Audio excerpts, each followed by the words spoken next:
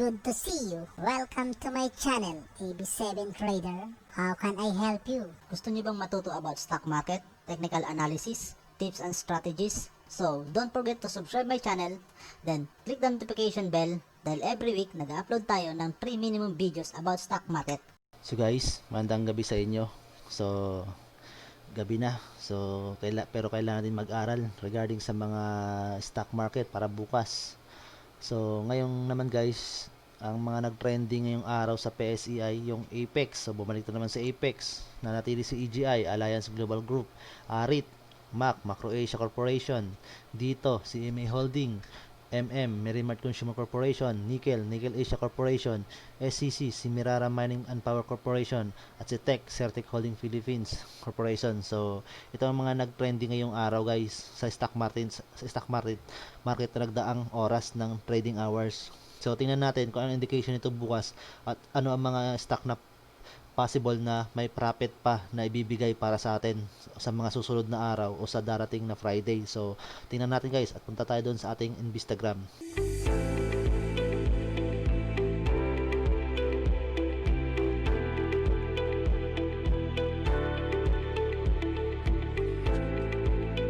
So guys, nandito na tayo sa ating Instagram. So, ngayon guys, nakita natin kay PSE na yun nga, sabi ko nga na possible na green candle. So naging magandang indication ng dito yung announcement kagabi na ibalik na yung NCR at yung ibang probinsya dito sa na kapitbahay or neighborhood ng Metro Manila into GCQ.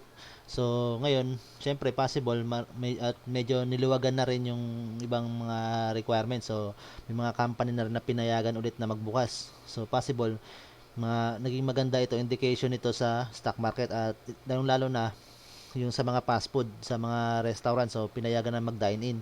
So naging maganda indication niya sa stock market. Pero nung first hour of trading, napansin nyo kanina na medyo nag-red candle to guys. So medyo bumaba to ng almost 20 points ang kanyang binaba kaninang umaga, pero ngayon is tumaas na, nag-close siya na mataas ng 87.67 compare kahapon. So yun ang naging magandang indication sa ating stock market. So kung mapapansin nyo, ang every 15 minutes candle nito guys ngayong araw, so ito napansin nyo, naging red siya guys, bumaba siya. So pero unti-unti niyang hinahabol yun, pero unti-unti bumaba din.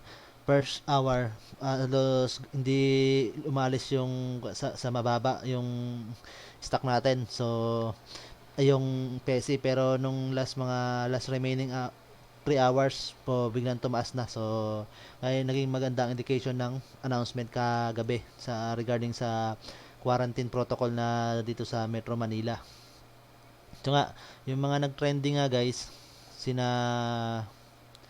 AGI, APX, ARIT dito, MAC, Nickel, SCC at saka Tech. So halos nandito yung kahapon, so halos sila pa rin. So nadagdag lang or may napalitan ng dalawa, si Apex ang pumalit at si MAC, si Macro Asia. So tingnan natin guys si EGI. So kay EGI, so kung makikita nyo, so laging Bollinger Bands ang gamit natin dyan guys para nakikita natin kung yung kanya trend niya. At kung pansinin nyo, si EGI guys, tulad ng sinasabi ko, may tuloy-tuloy siya. So nag-hug yung kanya price candle niya at yung opening nitong so nagtuloy-tuloy yung opening ng pag-widening nitong dalawang band. So ng upper at saka lower band dito kay Bollinger Band, at yung price candle mo, so medyo gap yung opening is medyo mas mataas compare sa closing kahapon. So nag-close kahapon ng 6.25 at nag-open ngayon ng 6.29. So 0.04 pesos ang kanyang na gap so sa opening. So naging magandang indication 'yon. At ngayon nakahug siya guys, at ang RSI niya, so nakikita natin hindi pa naman siya overbought. So crossing to 60 at possible may pag-cross pa to dito sa 70 or may baka mag-cross to sa 70 ng RSI niya. So at baka magtuloy-tuloy pa yung pagtaas ng dito ng kanyang price. So possible Friday may indication pa to na itataas guys. So maganda rin si EJ na bantayan natin guys. So wala siya sa overbought at yung kanya trend niya, yung price candle niya is considered uptrend may consider uptrend pa siya. So nakahag siya dito sa ating band eh. So yun ang ating makikita. So parabolic SAR, so sa ilalim pa naman yan. So William Alligator. So nakikita niyo yung William Alligator guys. Halos nagbukas pa siya magko-cross kung kanya. Yung future kasi ito guys eh. Tinatrace niya yung future. So ang pag-trace niya is bukas pa 19 ang pag-cross niya dito ni Lips kay dito ni Lips sa kay Joe. So possible na baka hanggang next week pa nga to guys so kasi yung kanya yung dito yung teeth niya is halos next week pa magko-cross yung dito sa tinatawag natin na Joe. So possible na hanggang next week may pagtaas pa to. So medyo maganda pa ibibigay sa atin na profit nitong si EGI o Alliance Global. So yun ang masasabi ko guys. So baka kanya pa to yung price na to. So baka ma-try niya pa o hanggang dito guys. So possible pa yan. Baka umabot pa to ng hanggang 7 or lumampas pa ng 7 pesos ang kanyang price. So yun ang masasabi ko kay EGI guys. So may profit pa siya na ibibigay. So sumunod guys si Apex. So bumalik sa uptrend si Apex sa ating stocks ng mga stock. So Bollinger Bands niya guys. So medyo nagkakaroon ng narrow pag narrow. So ibig sabihin niyan guys may panibagong trend na ipo-form. So possible nito na baka mga nag-take yung iba na naipit na hindi nakapag-take profit dito na nakaraan. So baka inisip nila na magkaroon pa ng uptrend. So kasi kung makikita niyo yung kanya guys, yung Bollinger Band niya. So sa taas halos nung August 10 hanggang August 10. So nakaraang Monday so halos pa siya guys. Naka-widening pa siya, pa-widening pa siya. Pero yung kanya kasi dito, yung bottom ba niya is nasa ilalim pa ng medyo nagnaro na. At dito rin yung RSI niya is halos below 70 pero baka inisip ng iba is pulse indicator to pero nagtuloy-tuloy yung pagbagsak niya. So hanggang ngayon hanggang nung Miyerkules pero nakabawi naman siya ng Miyerkules 13 ay ng Wednesday hanggang Friday may nag-break profit pero kapon medyo bumaba siya pero ngayon halos nag-green candle siya. So possible may na nag-take profit guys. So possible hanggang bukas guys baka meron pa tong pagtaas o may green candle pa to na ibibigay. So ito confirmation na naman to ng narrowing. So ibig sabihin panibagong trend. So pag nagganyan ang indication niya guys, asahan nyo na susunod na mga candle nito is magkakaroon ng sideways ang galaw ng candle bago mag-confirm ng panibagong trend na sinasabi ko. At yung RSI niya, so baka maibalik niya na mai-cross niya above 70 o mag-try pa ulit siya na bumalik sa above 70. So indication yan na tataas pa yung presyo niya. So at maganda ang volume niya 19.38 million. May volume siya ng 31.71. So tingnan natin siya sa win and loss. So kung pumasok siya sa top pero wala siya dito sa most active. So possible. So number of dito siya sa halos sa top gainer. So pumasok sa top gainer guys. So 6.33%. So magandang indication. So halos profitable nga yan yung value na yan na 6.33%. So baka nga bukas guys may profit pa to na ibibigay o green candle pero susunod is magkakaroon to ng sideways. So bantayan natin guys ang kanito. Baka next week is yun nga baka magbigay na siya ng tinatawag natin na confirmation of trend. So yun ang masasabi ko dito kay Apex. So sumunod guys si Aret or Ayala Real Estate Investment Trust. So may 4 na araw pa lang naman siya. So kahapon, so nung pumasok si Cole sa mga broker na nagtre-trade dito, so medyo tumaas. So medyo may nakabawi na dito. So possible pero ang indication niya guys medyo bad indication to. So hammer, kung makikita nyo yung candle niya is hammer type to na candle pero mas mahaba yung buntot niya. So ibig sabihin tinatry to na hilahin yung price niya pababa. So kung titingnan natin to, so wala tayong makikita dito guys na dito na technical. So kasi nga 4 days pa rin siya. So yung volume niya wala pa rin ibibigay sa atin yan. So tingnan lang din natin yung galaw niya ngayong araw. So yun nga guys pababa siya.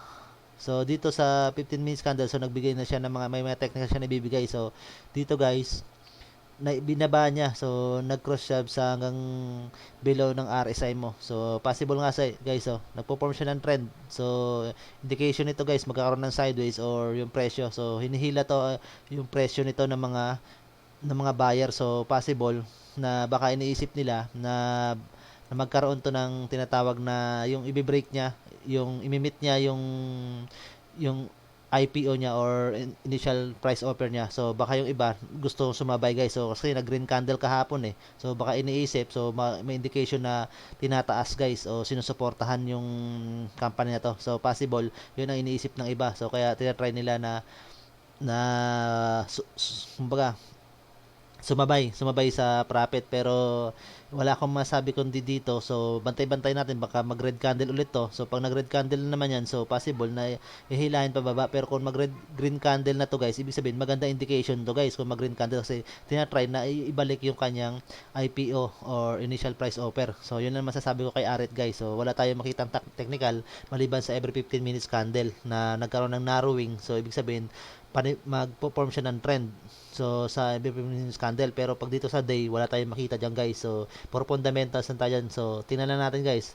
At yung mapapansin niyo yung volume niya medyo mababa compare kahapon. So siguro yung iba dito na naipit sa ilalim nung Martes, so baka nag-take profit kahapon, so baka lumabas. Yun ang naisipan nila, baka lumabas ang ibang mga investor o ibang trader diyan na naipit no, nakabili dito sa part na to guys na mas mababa. Pero yung mga nandito, so marami pa dyan possible na naiipit guys. So baka ito-try pa nila na i-meet yung IPO para makalabas sila, or either na isusuporta ng company para maging maganda indication ito sa market.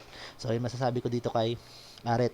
So sunod guys si dito. So yung indication natin kay dito guys, so halos marapit naman siya mag-overbought na, pero wala pa naman siya sa ababa ng 70. So possible na imimit niya yan guys. So kung mapapansin yung history ni dito, kung ikakanyo yung kanyang tawa dito, yung RSI niya. So, medyo nagtatagal siya dito sa taas kung nagbibigay siya ng tao dito ng tinatawag na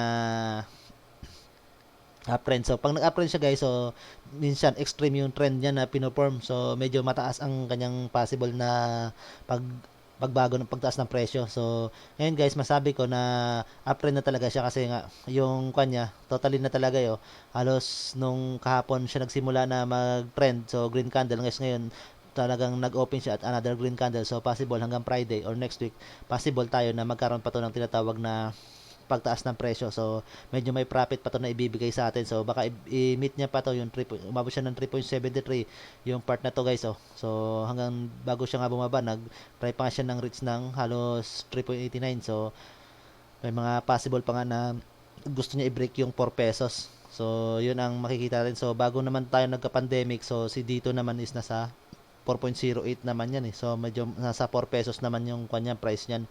So possible nga guys na magkaroon pa to ng uptrend. So tingnan natin to guys yung, pero medyo mabagal yung takbo ng RSI niya guys. Ibig sabihin niyan guys, medyo yung pagtaas ng presyo, so hindi na ganun kalaki yan. So pero bantayan nyo pa rin, baka kasi magkaroon to ng tinatawag na yung dumugin ng mga trader. So minsan kasi paborito to ng mga traders guys. So tandaan nyo guys, isa sa mga fundamentals nito, so binabantayan to ng mga trader ngayon.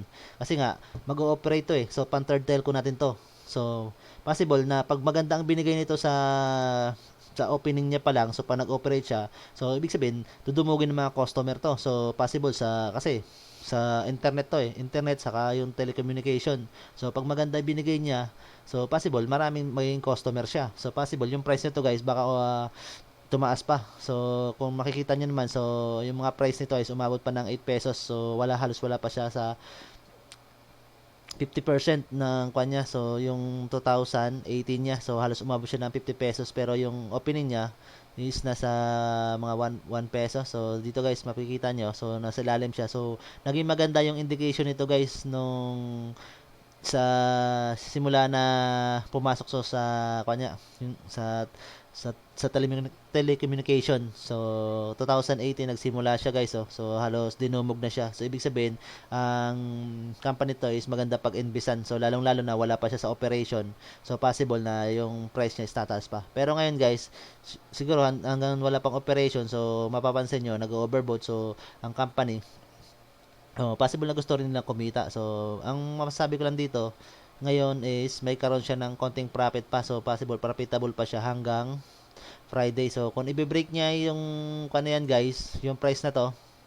So, kung time na yan, kung i-break niya yan, hanggang dito guys, so may 12% pa. So, as a trader, maganda pa rin siya guys na tingnan na company. Yun ang masasabi ko guys, na halos 15% pa yung kanya, 15.4. So, halos ma-profit mo pa yan. So, kung magre-range ka ng 8 to 12, so pasok ka pa rin dyan guys ng profit mo. So, yun ang masasabi ko kay dito. So, tinan natin guys ang information niya guys. So, MA niya, tingnan nyo, puro bullish lahat ng MA niya. O, MA 200, bullish yan kasi nga, mataas yung mga presyo niya. So, MA 100, lahat bullish. Ang William Alligator lang ang nagsasabi na bearish siya. So, bakit naging kwan si Alligator guys? Si William Alligator. So, tingnan natin. Bakit naging bearish ang binibigay niya? So, medyo may paglaylo. So, possible na may paglaylo siya. So, kasi may paglaylo yung kanya, yung galaw ng kanyang William Alligator. So, possible ba? So, baka mag-meet. So, yun nagbabadya kasi nahihiga guys eh. So, pag nagbabadya yan guys, pag William Alligator ang titingnan nyo guys, so baka humiga nga to guys, ibig sabihin yun, magko-cross below na naman siya. So, possible may pagkuha ng presyo. Pero sa nakikita ko ngayon guys, hanggang Friday, so possible hanggang 21 nga yung alligator niya, so 20, so possible may pagtaas pa to guys ng presyo. So medyo walang siguro, baka next week pa siguro yun yung sinasabi ko. So baka sinasabi lang natin yun na kasi gawa ng pag naabot nito yung tinatawag natin na overbought, so doon lang siya magkakaroon ng tinatawag na possible na may pagbaba. So yun na tayo magbabantay pag nagkuha na. Pero hanggat hindi niya nabibreak yung RSI 70, so possible na may profit pa siya guys. So, yun ang masabi natin kay dito. So, at marami pa rin volume to guys. So, 35.64 million yung volume na pumasok ngayon dito. So, most active siya. So, 32. Nasa 118.47 million ang value. So, sa mga volume na umikot sa kanya ngayong araw. So, yun natin kung may hawak pa ba. So, total asset guys, 40.7 billion. So, meron pa siyang ibibigay guys. Meron pa siyang ibibigay na stockholder. So, current asset pa, may asset pa siya mayroon pa siyang value guys. Liabilities niya pa lang guys, 1.86 million pa lang total liabilities niyan. Ibig sabihin niyan guys, meron pa siyang ibibigay, may ibibigay pa siya sa mga investor kung gustong pumasok sa kanya guys. So yun ang aking nakikita dito guys. So baka possible nga, baka yung iba dito sa mga investor lumabas kasi dito guys, kaya medyo malaki pa yung asset na hawak niya. So, yun ang laki masasabi kay dito guys. So, baka may pagtaas pa nga to guys. So, hintayin natin operation niya. So, magandang bantayan si dito hanggang Friday guys. So, profitable. So, si Macro Asia. So, may profit pa rin naman siya. So, ngayong kahapon, ano pa siya nag-confirm? So, nakalampa, Friday pa. So, medyo nag-sideways lang siya kahapon. Yung Bollinger Band mo. Pero, ang kwan is ngayon lang talaga siya nang confirm ng trend ng dito ng panibagong trend kasi nga ngayon nandito, so nagkaroon pa ng narrowing itong bottom band mo dito. So nagkaroon tayo ng narrow, so ngayon medyo pabuka na siya at ito tuloy buka. So pag nag-widening to guys, at ang RSI niya is above 55 pa lang sa day, so possible na may volume pa to, may profit pa na ibibigay to si Macro Asia. So, yun ang bantay natin guys. So, possible na 5.87. So, possible na medyo pa mataas pa yung tinatawag natin na mataas pa yung candle na to guys. So, kung i-trace mo, so, pinaka-higher high niya. So, dito kahit lang. So, may 16.68% pa to guys na itataas. So, kung i-meet niya yan guys so, kahit hanggang dito ka lang, so, possible pa rin.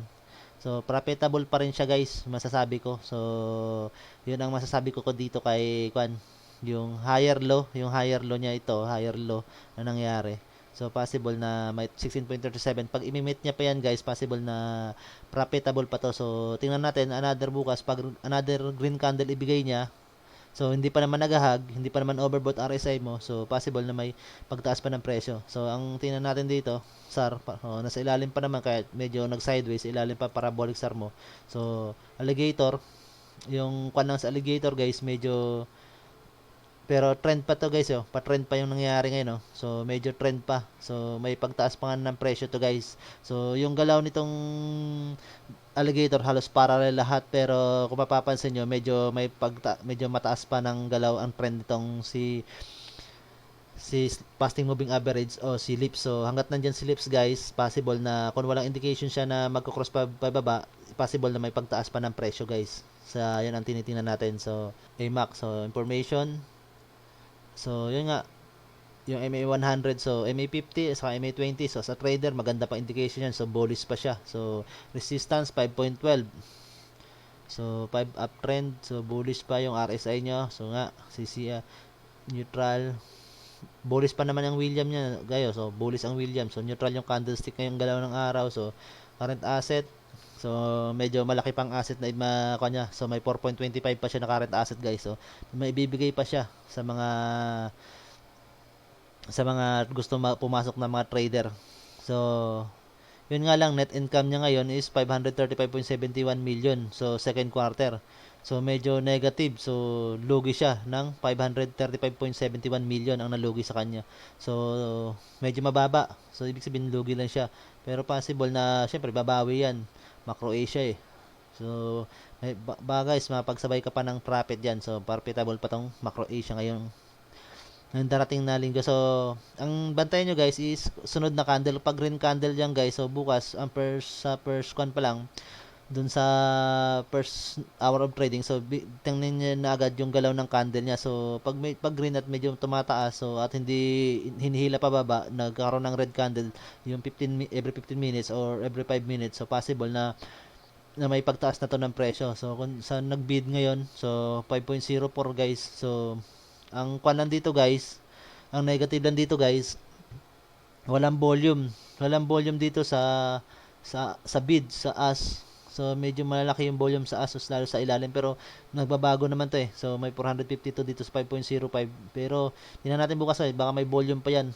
So may mga lumalabas may maraming lumalabas dito. So mapapansin niyo yung mga volume niya. So possible na naglamalabas, pero yung walang gaanong volume. So meron ba seller? So merong lumalabas MR CNTI. So may mga guys lumalabas na seller. So walang call, so buyer. So walang buyer na pumupuro maliban si call. So si call may buyer na si call, so 5.03, pero 5.03 siya ngayon.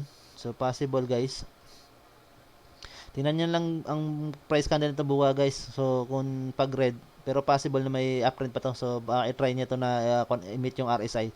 So kahit mag-cross ng 60 guys, so kahit mag-cross ang RSI 60 niyan guys, so halos nasa 8 to 10% pa rin ang profit niyan. So kung nga, yung sinasabi ko, kapag gusto niya emit to, so 16, so may possible para na maabot ng 8 to 10% ang profit guys dito kay Mac. So medyo kasi to guys Macro Asia, so sa construction involved to eh. So yung galaw ng construction ngayon, at alam ko kasi to sa construction guys is more on architectural to eh. So kahit umuulan naman, nag-ooperate naman ng ito guys, yung company na to kahit rainy season, kasi architectural to eh. Sa loob lang to gumagalaw, unlike yung iba na talagang yung sa civil works. Pero ito kasi architectural ang hawak nito guys sa construction. So yung masasabi ko guys kay Macro Asia. So sumunod guys si MM.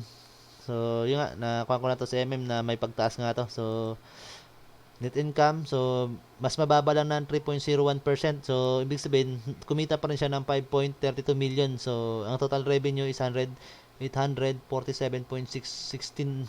So ang nakuha niya sa second quarter, at ang kita niya is 5.32 million. So ang kwan lang guys is negative lang siya ng 0.03. So medyo napakababa naman niya guys compare na kwan. So pero hanggang second quarter, ibig sabihin nun hanggang June. First quarter, second quarter ng 2020.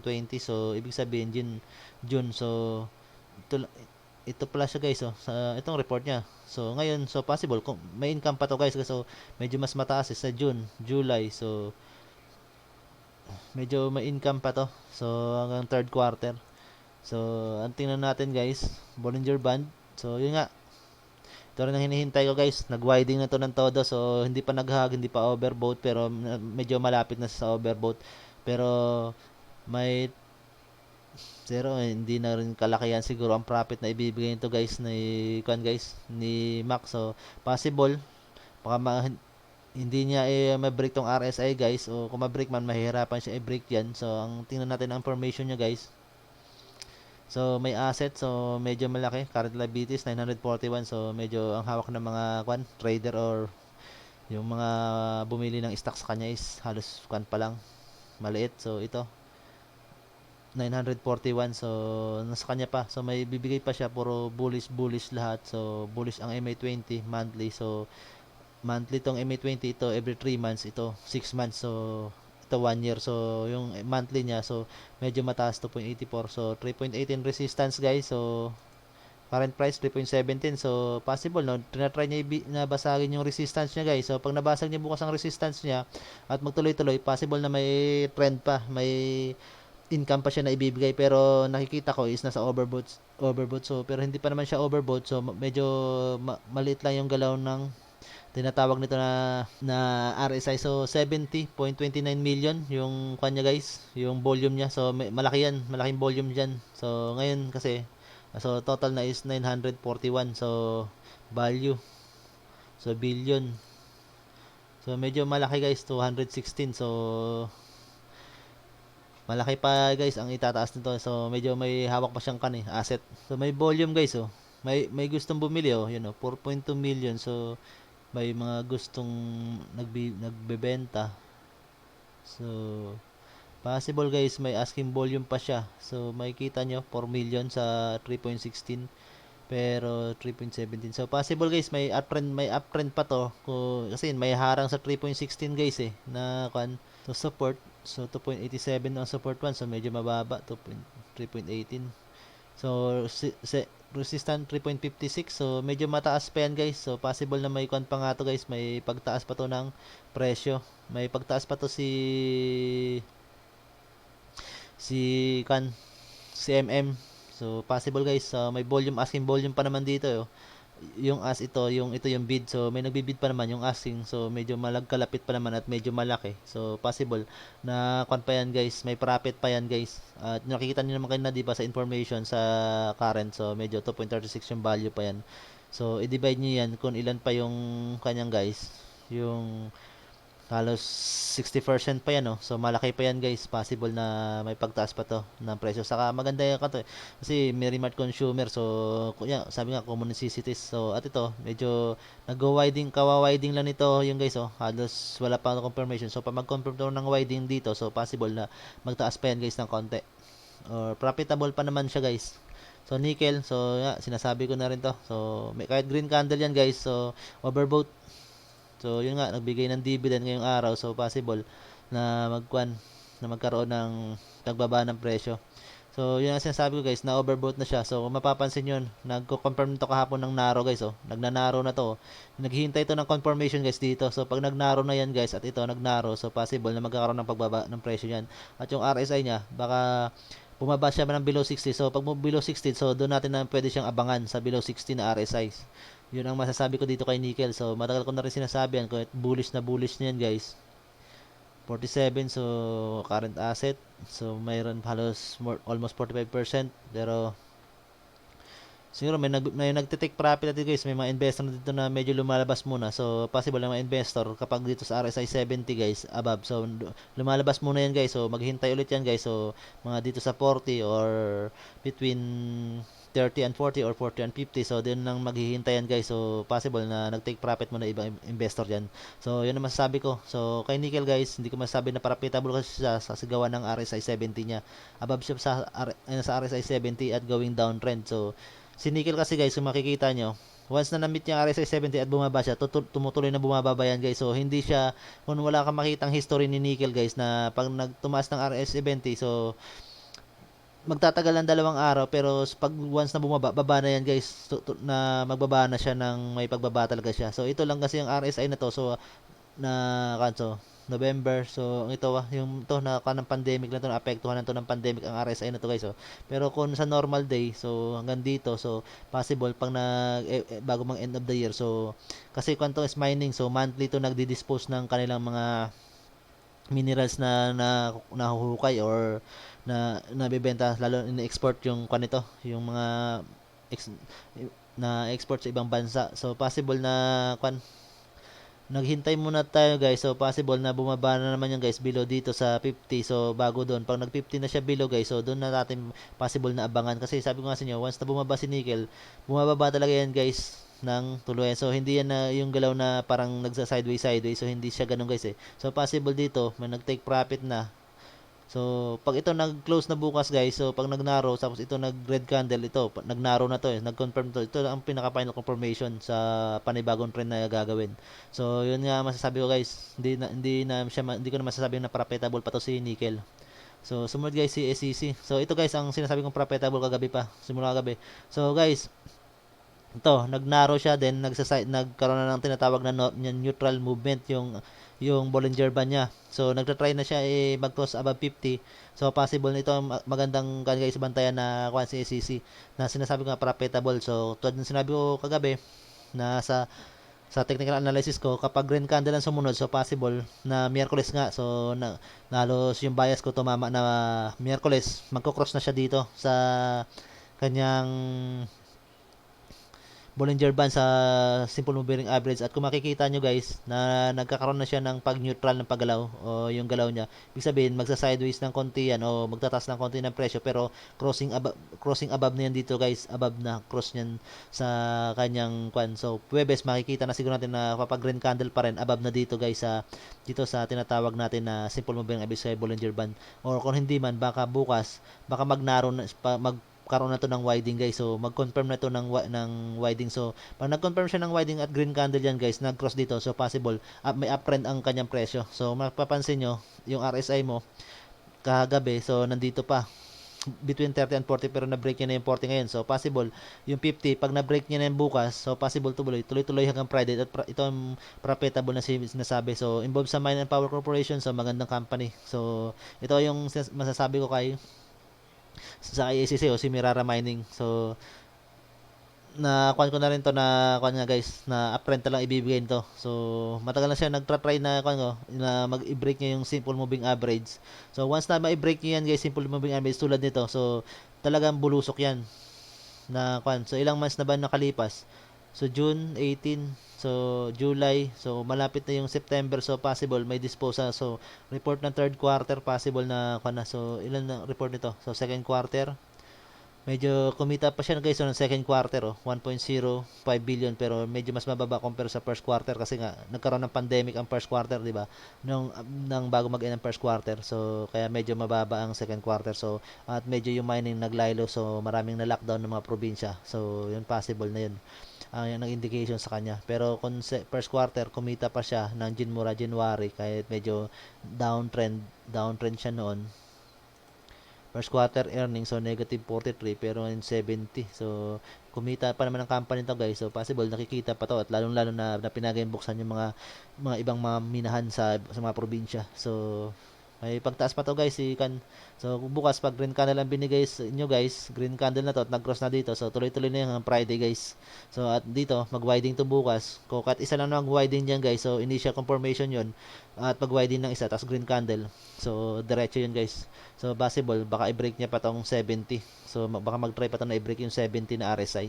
So yun ang masasabi ko kay sa SCC guys. So ito ang magandang bantayan. SCC sa EGI dito. Si dito kanina halos medyo malapit na mag-overbought. So may bibigay pa naman siya guys. So EGI dito, si Mac. So medyo laylo tayo kay Mac. So yun si guys ang medyo may ibibigay pa to na medyo malaki pang ibibigay na profit. So possible. Lalo nag-open na ngayon yung mga yung mga restaurant at yung mga dito ibang mga company. So possible may siyempre tao lalabas, so possible nakikita to. So yung tech guys, yun nga sinabi ko kagabi, may negative indication ang binigay niya guys kagabi. Kung kahit naging green candle, nag-try siya dito na nag-cross dito, pero may negative indication tayo na nakita guys eh. So yun ang sinabi ko, di ba? Yung alligator. Ito guys yung alligator niya, yung sinasabi ko na medyo bumabayan guys yung future niya. So kung magte-trace ka ng alligator guys at pababa yung binibigay niya, kasi 21 medyo neutral kasi holiday to, so hanggang dito tayo sa 20. So kung mapapansin niyo yung alligator niya bababa, ibig sabihin may pagbaba yung presyo. So nagta-try na bumaba yung kwan guys yung tao dito, alligator mo, William alligator mo. At isa pa sa nakita ko gabi, so tinaas niya yung parabolic SAR niya. Ito, kahit green candle, so galing siya sa tinaas niya na, so kahit green candle, so may possible na may pagbaba ng presyo. So once na kasi na tinaas mo yung parabolic SAR guys, so sunod yan red candle, so pero possible bukas, tingnan natin guys, baka kwan na magbigay siya ng confirmation pero nagkaroon ng neutral so ibig sabihin magkakaroon ng sideways to guys, magkakaroon ng sideways yung galaw nito guys, kasi nga parang nag-neutral yung galaw nitong Bollinger Band, so ito rin RSI mo neutral ng araw, so bearish ang neutral ang William mo,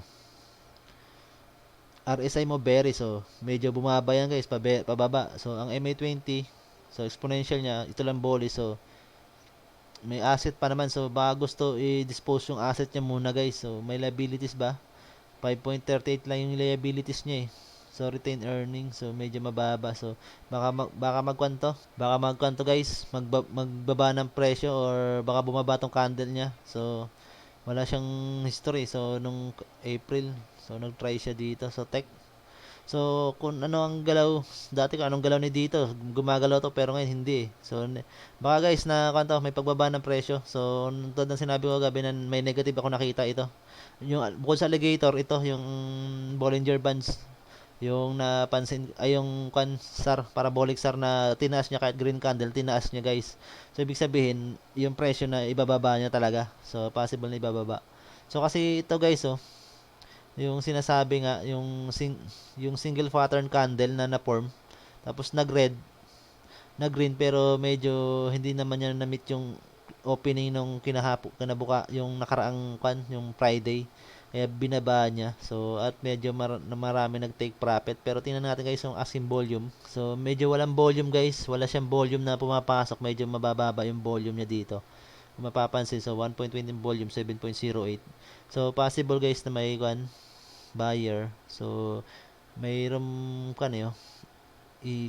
equation word, so call, so mura, so walang gaanong sumusuporta na seller, so possible na may pagbabato so walang volume na ganong napapansin nyo, 11k, tatlong trader yan, tatlong tao yan, 11.06, so dito sa 24 kay may apat na naghahati, sa 45 may 8, so 12, so may dalawa, so 3 sa 6.2 kaya nga guys, so ibig sabihin maliit yung nag-aas ng volume, so possible na mababa, so yung volume niya, so medyo wala pa sa sa 30% yung nakuha niya ngayong araw, so possible yan guys na may kanyan, sa makikita nyo puro neutral high ATR niya, MACD niya neutral, CCIC neutral ang stochastic to so neutral, William Lenoir SME 15, so simple moving average 15, bearish pababa, so candlestick is hanging man, medyo hanging man ba siya, hanging man nga siya, hammer to guys, masabi ko na hammer, so hanging man yung kanya, red candle pa siya guys, so ang galaw ba niyang every 15 minutes kanina? May possible ba? Tingnan natin guys galaw niya ito kanina. So medyo kun lang loading. So sa opening pa lang guys, hinihila na siya guys, pero may siguro may lumalabas to guys na ayaw maipit. So sa opening pa lang kasi guys, try na siya na ibaba guys Nag-open siya sa 5.92, then try siya na ibaba guys.